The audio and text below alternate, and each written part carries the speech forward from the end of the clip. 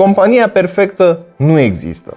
Are și lucruri bune și lucruri rele, indiferent de numele pe care îl poartă. Însă, Huawei, de data aceasta, a reușit să mă impresioneze. Și nu într-un sens la care vă așteptați, ci într-un sens mai degrabă modest, să spunem așa. Bine v-am regăsit pe canalul nostru de YouTube, unde astăzi vorbim despre Huawei MateBook 14S.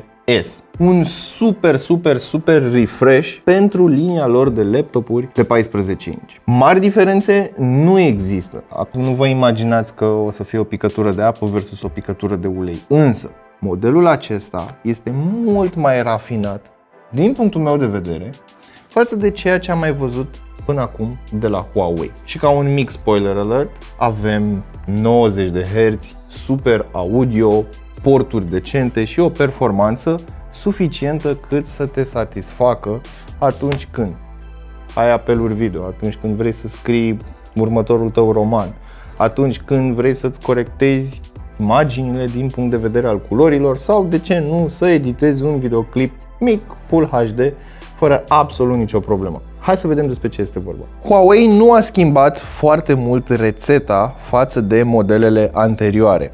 14S introduce o nouă culoare ce se numește Spruce Green și în continuare laptopul arată foarte bine.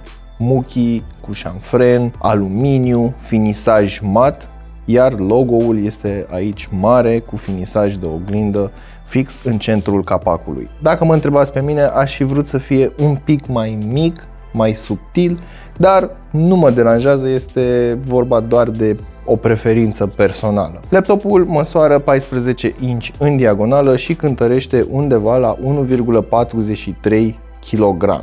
Slim, light, hai să-i deschidem și capacul să vedem.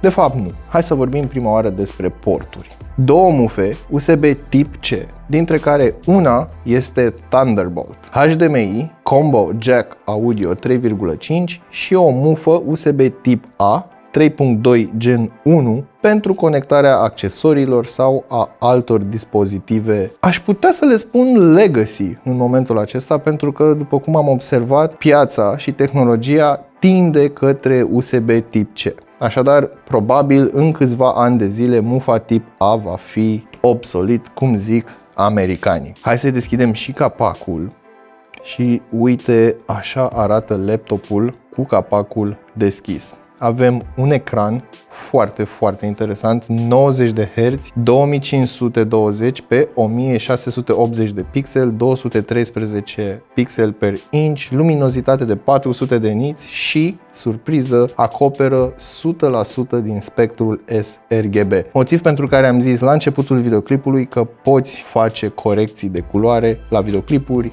și la poze. Foarte bun ecranul, touchscreen și finisaj lucios. Evident, există și efectul de glare, pentru că nu ai cum să ai acest luciu fără să reflecte lumina, însă dacă te poziționezi într-un unghi bun, nu vei avea probleme cu acest glare. La capitolul ecran nu am ce să comentez, îmi place foarte mult. Tehnologia lor se numește Full View și avem aceste bezel-uri foarte înguste. Spre deosebire de modelele anterioare, camera web nu mai este ascunsă într-o tastă, este aici în bezelul superior și evident are o rezoluție 720p. Nu înțeleg de ce nu se pun Full HD la laptopuri, dar hei. Aici mi se pare un exemplu de branding foarte subtil și foarte interesant. Huawei scris mic, este acolo, știi că este acolo și mi se pare un exemplu foarte bun. Bun. Asta este despre ecran, hai să vorbim și despre baza laptopului, care în continuare este construită din aluminiu. Avem o tastatură de tip chiclet ce are 1,5 travel. Senzația tactilă este uniformă de la stânga la dreapta, nu avem numpad. Mi-aș fi dorit să există o combinație de function, săgețică sus și jos pentru page up și page down. Însă, având în vedere că laptopul are touchscreen, ai putea să faci așa. Și atunci cumva se poate justifica lipsa acestor două butoane. Nu mi se pare un lucru rău, te acomodezi foarte ușor în cazul în care ești o persoană care editează text. Vei fi foarte mulțumit de această tastatură pentru că nu are absolut niciun cusur. Mai jos avem un touchpad destul de generos, Mai jos avem un touchpad destul de generos, aș putea spune. Senzație tactilă foarte bună, în schimb este o leacă gălăgios. Bine, asta în comparație cu modelele anterioare, dar personal nu mă deranjează, nu mi se pare un minus. Suportă Windows Precision Drivers și îți poți personaliza gesturile din setările Windows-ului. Hai să vorbim puțin și despre spatele laptopului. Avem două grile pentru difuzoare și o grilă pentru cele două ventilatoare aflate în stânga și în dreapta. Apreciez foarte mult că aici este un mesh care mai împiedică din praf atunci când laptopul se turează. Huawei susține că au îmbunătățit inclusiv sistemul de răcire, așadar vom avea niște valori termice ceva mai bune. În schimb, ce nu mi se pare că au îmbunătățit sunt aceste benzi de cauciuc. Sunt destul de dure și în momentul în care ții laptopul pe masă,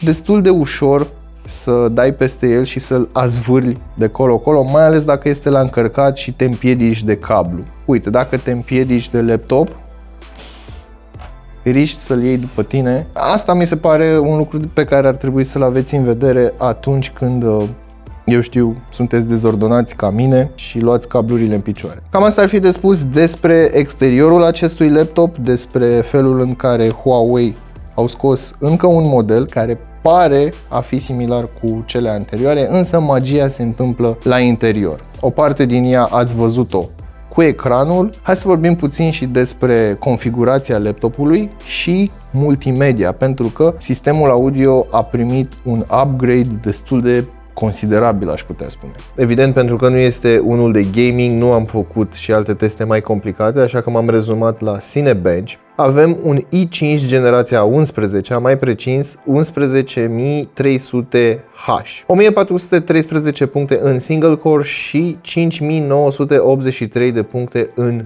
multicore. Asta înseamnă că performanța este suficientă pentru sarcinile de zi cu zi, consum multimedia și ceva productivitate cu softuri dedicate. În ceea ce privește gamingul, evident poți rula Mahjong, biluțe și jocuri mai vechi fără absolut nicio problemă. Dota cu siguranță o să-l ruleze fără absolut nicio problemă, CSGO și alte jocuri de genul acesta. Hai să vorbim puțin acum despre audio, inclusiv despre microfoane. Da, sunt 4 la număr și sunt aici așezate în linie. Pe lângă faptul că avem un număr destul de mare de microfoane pentru îmbunătățirea calității apelurilor în conferință, odată cu acest model, Huawei lansează o tehnologie de îmbunătățire a vocii sau Personal Voice Enhancement Technology. Pe scurt, vocea ta este analizată și cu ajutorul unui AI este amplificată pentru a avea o experiență de chat mai bună, chiar și în locuri zgomotoase precum, eu știu, cafenele, birouri și așa mai departe. Practic, este o îmbunătățire peste clasicul noise cancelling sau noise cancellation pe care l-am întâlnit la laptopuri, căști și așa mai departe. Însă microfoanele nu sunt singurul departament unde Huawei a mai lucrat. Difuzoarele, de data aceasta, se aud mai puternic, basul este mai plin, evident pentru un laptop, iar per total calitatea audio livrată este într-adevăr high-end și sună ceva de genul acesta, evident trecut prin microfon și așa mai departe, dar ca să vă faceți o idee, am să dau play unei melodii la volum maxim. Când vrei.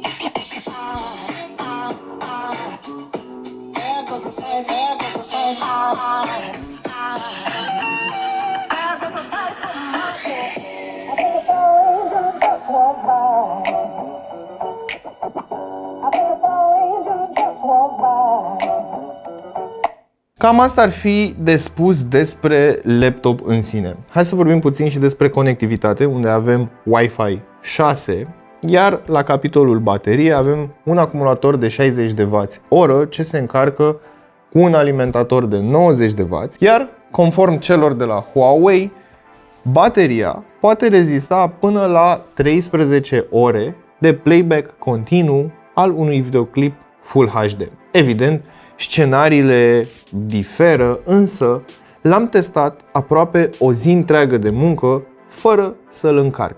Am stat pe internet, am dat muzică pe YouTube, am scris pentru că a trebuit să-mi formez o părere despre tastatură. Practic toate ideile despre acest videoclip au fost scrise pe laptop în sine și nu am avut motiv să-l bag la încărcat. Singura oară când l-am conectat la o sursă de energie a fost când am dat Cinebench ca să pot selecta Maximum Performance Mode. Un ultim aspect pe care trebuie să vi-l mai menționez despre acest laptop este că această cameră este compatibilă cu Windows Hello alături de butonul de power ce încorporează un senzor de amprentă. Ei bine, cam asta ar fi de spus despre Huawei MateBook 14S. Nu este o schimbare radicală față de ceea ce am văzut până acum la Huawei, însă personal consider că este un refresh destul de mare, să spunem așa. Am fost entuziasmat și rămân în continuare entuziasmat de ecran și de calitatea audio. Însă sunt foarte curios să aud și părerea voastră în secțiunea de comentarii de mai jos. Până data viitoare știți ce aveți de făcut, nu uitați să verificați descrierea pentru linkuri utile și prețuri actualizate și pentru că tot vorbeam de preț, nu am o valoare exactă în